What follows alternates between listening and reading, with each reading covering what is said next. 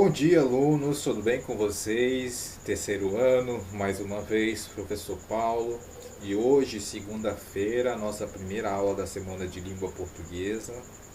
É, Quero desejar aqui para vocês uma boa semana, que essa semana possa ser esplendorosa, com muita esperança, muito amor e que tudo dê certo para todos nós. Não é isso? É isso que queremos, né? Tudo dê certo para nossa família, que nossa família fique bem, tá bom? E, gente, ah, hoje nós vamos trabalhar, como vocês estão vendo, de início, é, essa questão, né, das funções da linguagem, só que trabalhando a sessão A Hora do Estudo, que está no seu material didático. Sempre ao final de cada capítulo, você tem aí uma sessão destinada a exercícios. Então, como nós estamos recapitulando, o que nós vamos fazer? Nós vamos pegar primeiramente esses exercícios da hora do estudo da unidade 17 de língua portuguesa e nós vamos tentar resolver. E aí depois você assiste, né, até para o seu teste, serve muito para a sua lista de exercício, você assiste a videoaula, beleza? Vamos lá. Ops, ok, vamos lá. Olha só, gente, a primeira questão da página 30, tá bom? Diz assim, tem um texto, o texto 1, tá? E ele diz assim: poema em linha reta, é do Fernando Pessoa, então por isso que eu vou ler para comentar, porque tem muito a ver com a nossa última aula de modernismo português. Para você ver, né? A literatura, a língua portuguesa, os textos, né, utilizam os mesmos textos. Até a prova do CIS é assim, né? Utiliza textos de literatura para fazer questões de gramática.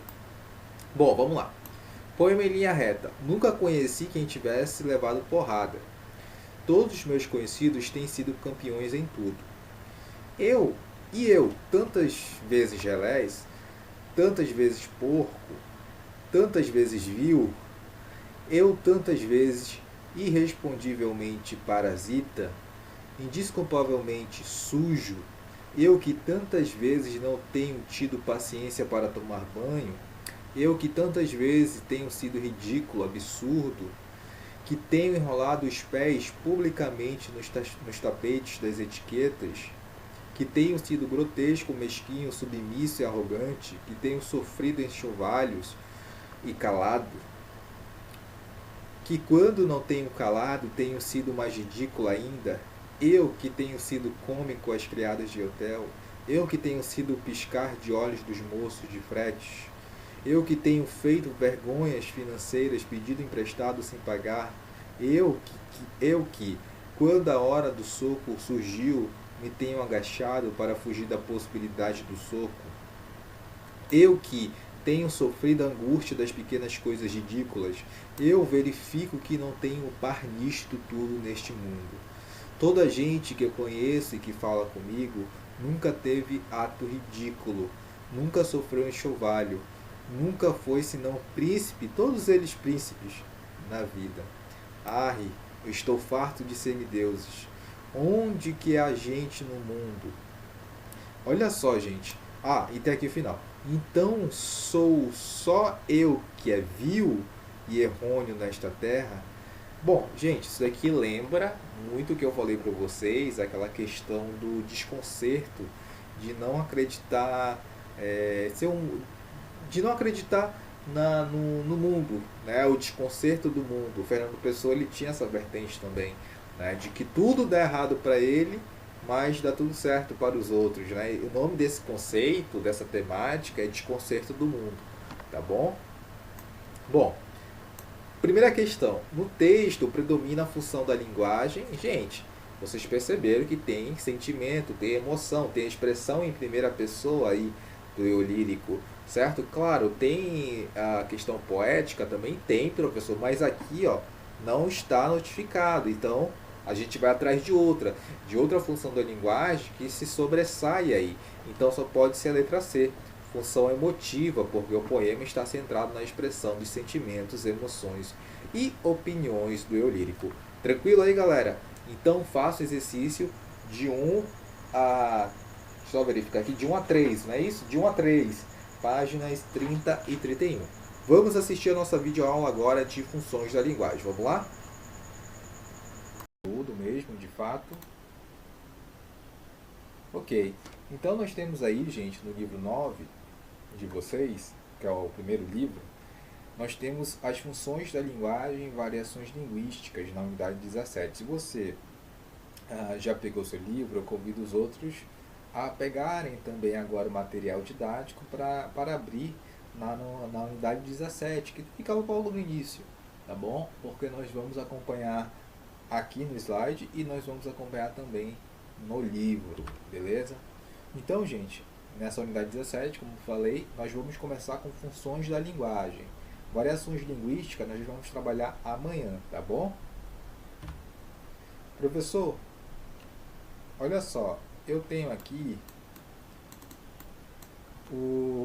esses elementos básicos da comunicação. Já estudei isso lá no primeiro ano. Exatamente, está vendo como você precisa de novo desse assunto no terceiro ano?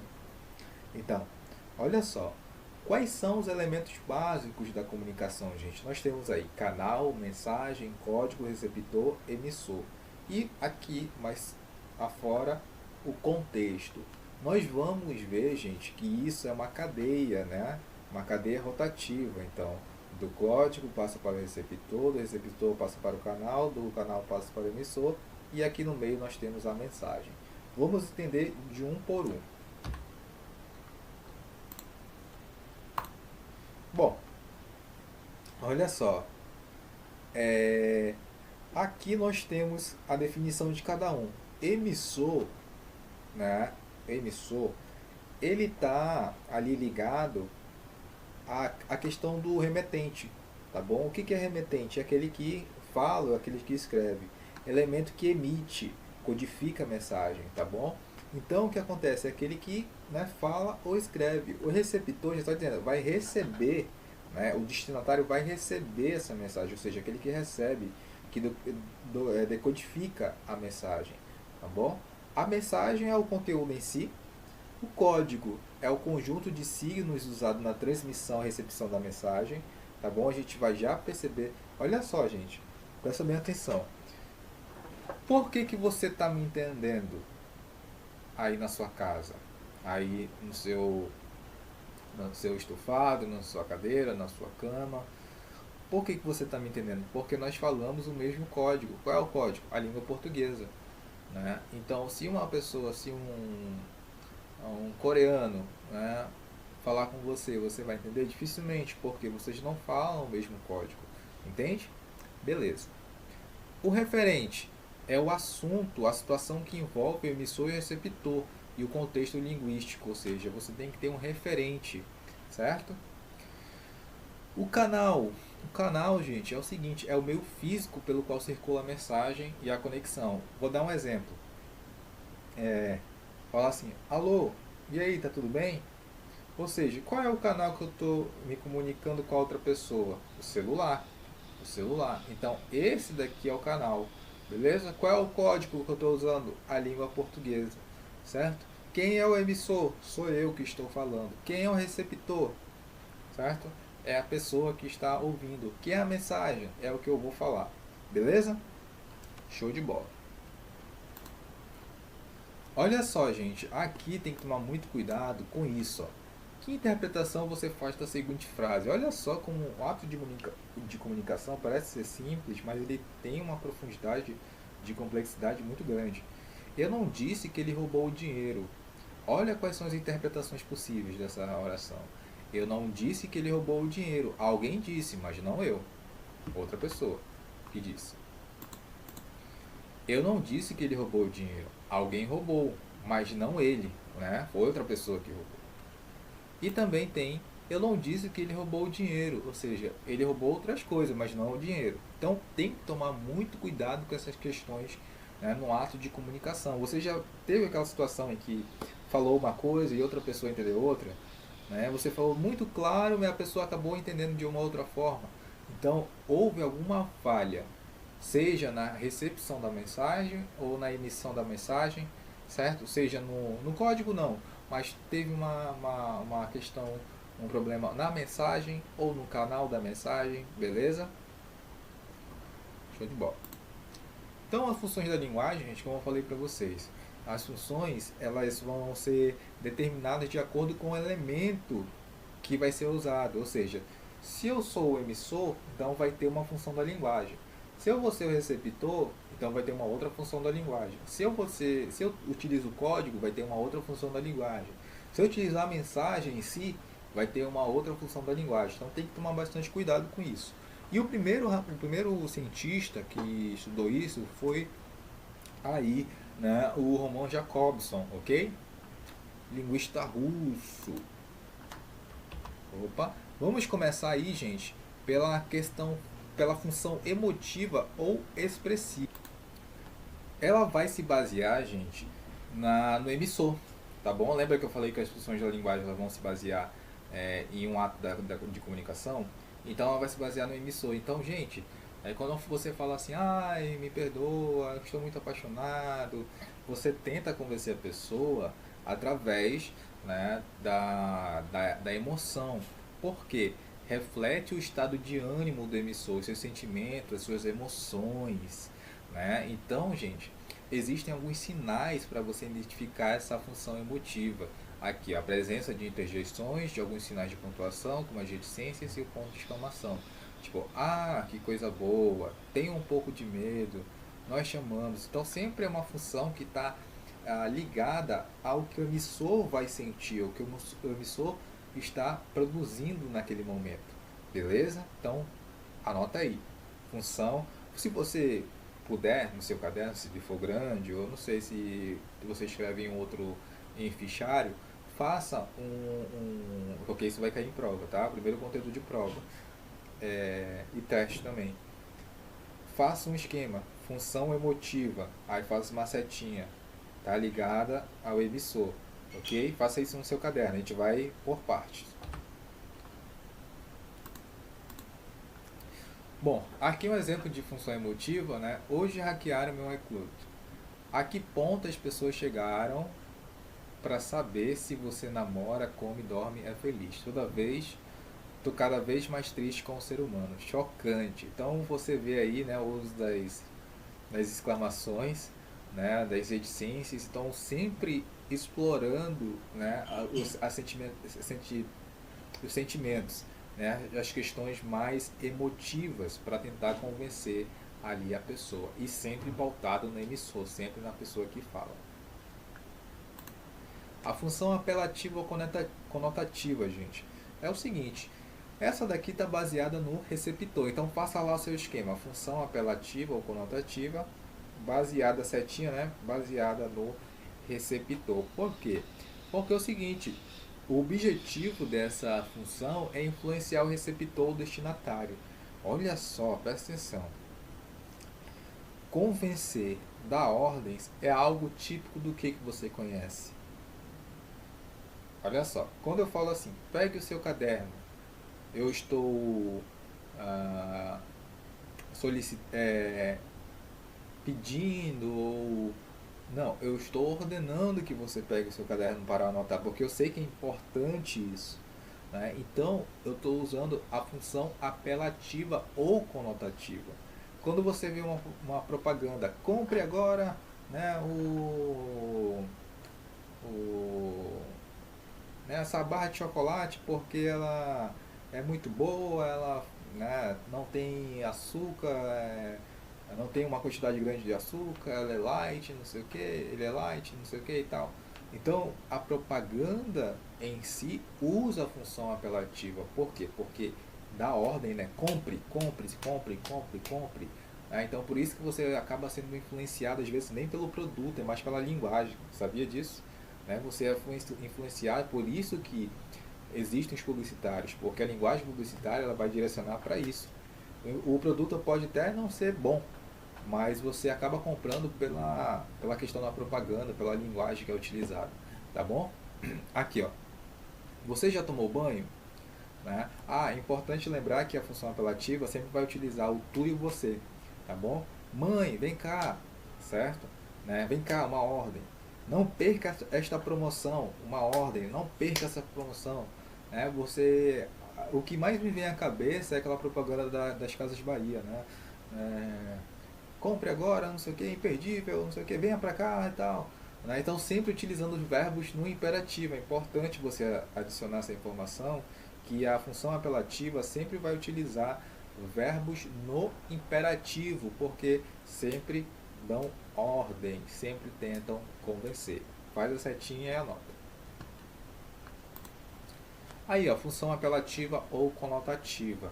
Aí nós temos as propagandas, ok? Beleza? Então, isso mostra cada vez mais que nós estamos falando da função apelativa ou conotativa. Aqui, ó, venha descobrir os nossos pontos de venda e faça um test drive. Né? Faça, verbo no imperativo dando ordem, e venha também, imperativo dando ordem. Função fática ou de contato, mas geralmente a gente utiliza esse nome aqui, tá, gente? Fática. Essa daqui está relacionada ao canal. Então faz a setinha. Função fática, faz a setinha, está ligado ao canal. Gente, o que é isso?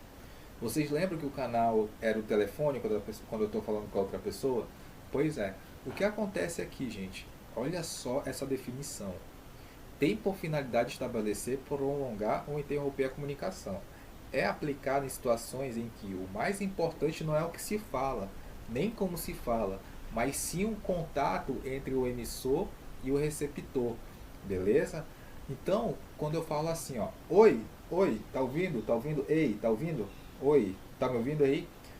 Eu quero saber se a pessoa realmente não tá surda, se ela tá com o ouvido bom. Não, eu quero saber se ela está me escutando, se ela está pronta para ouvir o que eu estou falando, né? Se ela está no momento de, né, mais aguardado por mim, que é ouvir, né, o que eu tenho para falar. Deu para perceber? Deu para entender?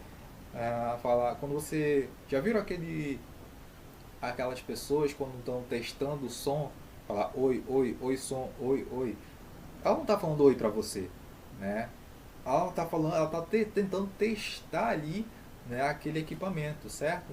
Então, gente, outra coisa, quando você, um exemplo de canal, tá, gente? Um exemplo de canal. Quando você está ali querendo aquela resposta do colega, aí você faz assim, você olha de lado, né? Você precisou falar alguma coisa? Não. Mas através do canal, você se comunicou com o seu colega. Entendeu? Então, o importante não é o que se fala, nem, né, e nem como se fala, mas o canal, certo? O seu contato com o seu receptor. Beleza? Aqui, ó. O melhor de Calvin. Cheguei. Oi. Oi, Calvin. Oi. Eu já disse oi. Oi. Já chega, Calvin. Querido, converse com ele. Ele está me deixando louca. Né? Então, o Calvin tentando contato, né, com o seu receptor.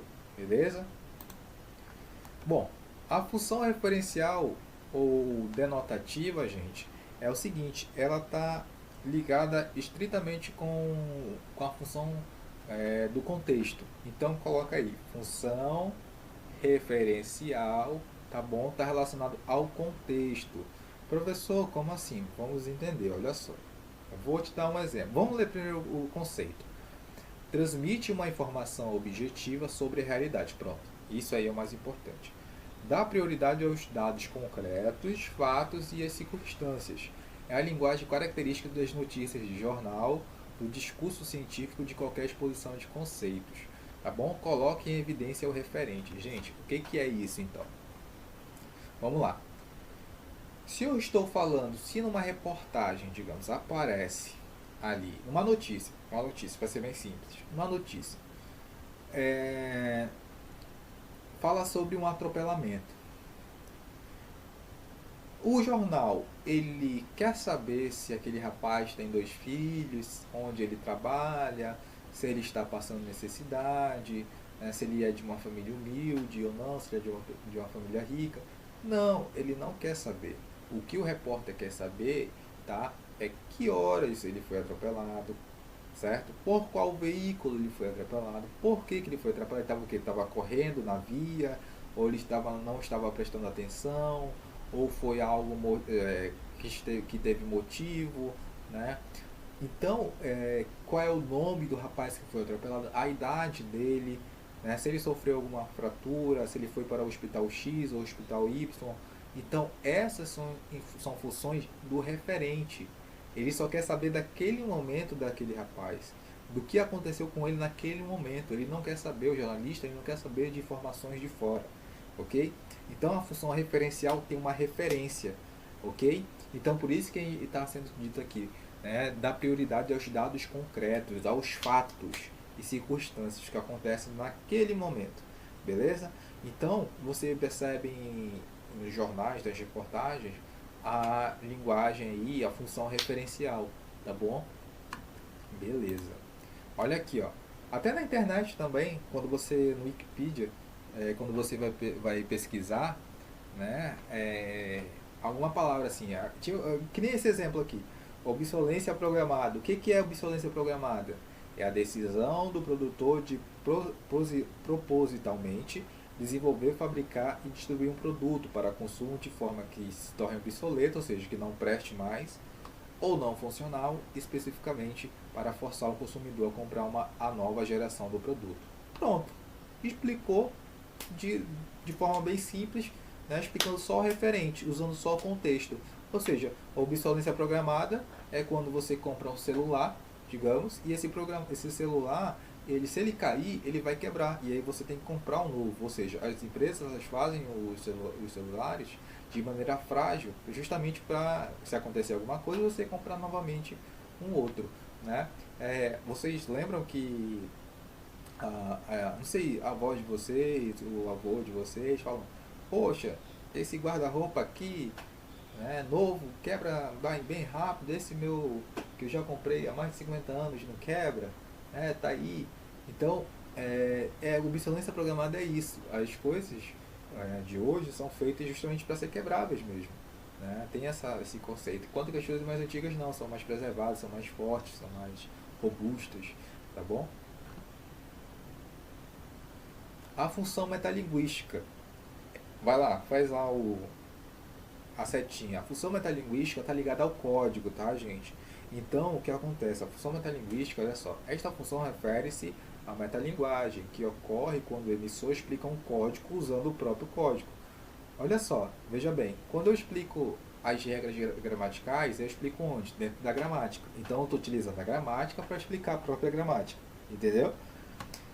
Quando eu quero explicar como se faz uma poesia e eu utilizo a poesia para explicar o exemplo, ou seja, eu estou falando de uma coisa sobre ela mesma, sacou? Deu para entender? Ou seja, é a poesia que fala da poesia, da sua função do poeta, um texto que comenta outro texto. Deu para entender? Olha só, as gramáticas e os dicionários são exemplos de metalinguagem, né? Beleza. Aqui é uma metalinguagem. Vocês entenderam isso daqui? Olha, analisem direitinho. Milô avisa. Milô Fernandes era um escritor muito importante, tá bom? No Brasil. Cuidado com o degrau. Né? Aí você tem a imagem, tudo direitinho. Ok? E aí ele tem algumas palavras em inglês que ele vai. Em inglês que ele vai traduzindo depois. Beleza? Então, gente, vejam bem. Analisem essa. Eu não vou entregar para vocês qual é o sentido dessa imagem, ok? Então, observem bem. Se você descobrir, se você falar, se você souber, você não precisa dizer agora. Anota no seu caderno, Quando passar a atividade, você entrega junto. Ó, aquela imagem da função metalinguística é isso, porque reflete sobre, né, tal fato, sobre tal questão, beleza? Função poética tá ligada à mensagem. Vai lá, faz a setinha, função poética, a setinha, mensagem, está ligado, está centrado na mensagem, tá bom?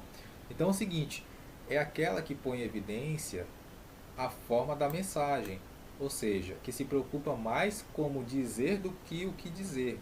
Então, gente, você vai ver que quando você traz a função poética, aqui ó, vou dar um exemplo para vocês. Cadê? Aqui ó, a função poética. Luxo, luxo, luxo, luxo. Você tem várias vezes a palavra luxo repetida, só que de maneira trabalhada de maneira não habitual, né? Nós sabemos que nós escrevemos, certo? Da direita, aliás, da esquerda para a direita, ok? Então o que acontece? Isso aí está seguindo aquele padrão da nossa língua portuguesa, da esquerda para a direita? Não. Está seguindo uma sequência poética. O que é a sequência poética? É quando você tem liberdade de utilizar o texto, de utilizar o espaço da maneira mais criativa possível, da maneira mais elaborada possível, ou seja, fora do que é comum. Né? Vocês lembram que a linguagem literária é uma coisa, a linguagem não literária é outra. Então é isso que nós temos aí na função poética, certo? Nós temos a palavra luxo repetida, só que no final, né, tem aí também o sentido da palavra lixo, tá? Luxo, lixo. O que é isso poeticamente? Isso quer dizer que o lixo se torna luxo. É uma crítica social muito grande. Aquelas pessoas que ligam só para luxo ou coisas mais de um poder econômico maior, que só ligam para questões mais de dinheiro, né? De capital. Então é isso. Então, gente, vocês perceberam a função poética. Não sei se vocês querem que eu volte aqui, tá bom? Porque o escritor na função poética, ele procura fugir das formas habituais, né? E de expressão, buscando deixar mais bonito o seu texto, surpreender, fugir da lógica ou provocar um efeito humorístico. Beleza? Ok, gente. Estamos chegando ao final. Aí é o seguinte, o que eu quero de vocês? Eu quero que vocês... a gente corrigiu hoje, né, aquela primeira atividade da semana passada. Eu peço o seguinte, quem não fez aquela atividade, as outras atividades do dia 2 e do dia 5, que é a redação, porque dia 4 nós não tivemos. Faça, por favor, tá bom? Porque isso vai contar. Professor, tá aqui, eu fiz, eu vou corrigir, vou olhar e vou anotar o seu nome, ok? Então, gente, muito legal. Outra coisa, atividade aí para vocês, página 5, né, das páginas 5 a 9, perfeito? Das páginas 5 a 9, e eu vou resolver com vocês aqui a primeira questão para a gente trabalhar isso, para a gente ver direitinho como vai ser feito. Olha só, aí ele tem um texto na página, pode abrir na página 5. Leia a tirinha a seguir que possibilita algumas reflexões sobre a comunicação humana. Opa, e aí, beleza? Beleza, bom te ver. Bom te ver também, se cuida. Valeu. Passou, eu consegui. Minha psicóloga vai ficar feliz em saber disso. Primeira questão. Em relação ao texto, é possível imaginar que entre o primeiro e os segundos quadrinhos tenha havido uma conversa entre os personagens? Justifique sua resposta. Olha só, gente. Vocês perceberam que aquela questão... Deixa eu até olhar novamente. Opa, e aí, beleza? Beleza, bom te ver também, se cuida, valeu. Vocês perceberam que a linguagem fática, ela vai utilizar o canal. E o canal é o contato que você tem com o seu emissor e com o seu receptor. Né? Não quer saber exatamente do contexto da mensagem, mas sim do contato. Então é isso que acontece. Fala, e aí, beleza? Tudo bem? Tipo, você não quer saber se a pessoa também, você quer saber se a pessoa está pronta para conversar, se a pessoa está pronta para ter um ato de comunicação de fato. Né? Você fala, eita, tudo bem contigo? Né? Você não quer saber exatamente se a pessoa está bem. Você quer saber, né? Quer ter um contato com a pessoa. Beleza? Então, gente, é isso. Entreguem essa atividade até sexta-feira, beleza? É coisa rápida, né? Dá para fazer aí de maneira bem rápida. Ainda hoje ou no máximo amanhã, tá bom? Grande abraço e até a próxima aula.